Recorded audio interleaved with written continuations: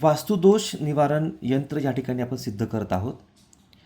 कोणाच्या घरामध्ये वास्तुदोष असेल, वारंवार भांडणं होत असतील, पैसा टिकत नसेल, मुलं-बाळं आपले अभ्यास करत नसतील, घरामध्ये क्लेश असतील, कलह असतील, एखादा आजारपण आहे ते जात नसेल, अशा पद्धतीने हे सर्व दिशांना बांधण्यासाठी आणि त्या दिशांकडून आपल्या घरामध्ये सुख, समृद्धी, शांती आणि आनंद आणण्यासाठी वास्तुदोष निवारण यंत्र या ठिकाणी आपण देत आहोत.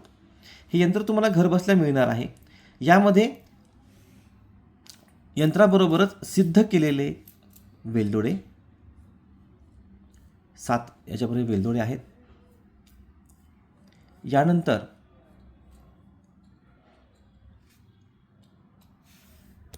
सिद्ध केलेले लवंग याही ठिकाणी पहा 7 वेलदोडे आणि सिद्ध करून ठेवलेले 7 लवंगा वरती सुद्धा सिद्ध केलेले लवंग आणि या ठिकाणी वेलदोडे. त्याचबरोबर यामध्ये आपण टाकणार आहोत तांदूळ. लक्षात घ्या, ही सर्व ज्या गोष्टी आहेत ह्या मंत्राने सिद्ध केलेल्या आहेत आणि सिद्ध केल्याच्या नंतरच याला ती शक्ती प्राप्त होते, ते यंत्र ॲक्टिव्ह होतं. त्यानंतर 1-1 रुपयाचं नाणं आणि याला कुंकुमचा आपण मान देणार आहोत. आता यानंतर हे असंच पॅक करून कस्टमरपर्यंत पोहोचवलं जातं. त्यानंतरची क्रिया ही कस्टमरला करायची असते. यामध्ये अजून काही गोष्टी ॲड करायच्या असतात, ते त्यांच्या घरातल्या असतील आणि त्या ॲड करायच्या आहेत. त्या ॲड केल्याच्या नंतर मग याच्यावरती एक मंत्र जो आहे तो मंत्र 108 वेळा त्या घरातल्या कर्त्या पुरुषाने करायचा असतो.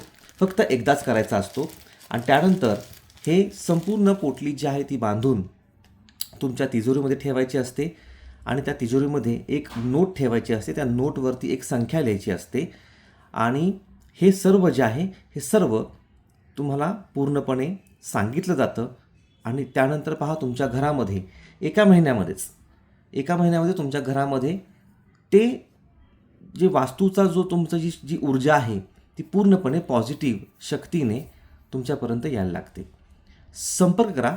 मी doctor Shirish Kakade, spiritual grandmaster, psychotherapist and counsellor, अध्यक्ष Venus spiritual healing community trust. माझा मोबाईल नंबर आहे 7507700770. तुम्ही मला संपर्क करा. वास्तूमधला कोणतीही अडचण असेल किंवा तुमच्या व्यापारामध्ये कुठलीही अडचण असेल, कारण आपण फक्त वास्तूचंच नाही तर व्यापाराच्या अडचणी पण दूर करून देतो.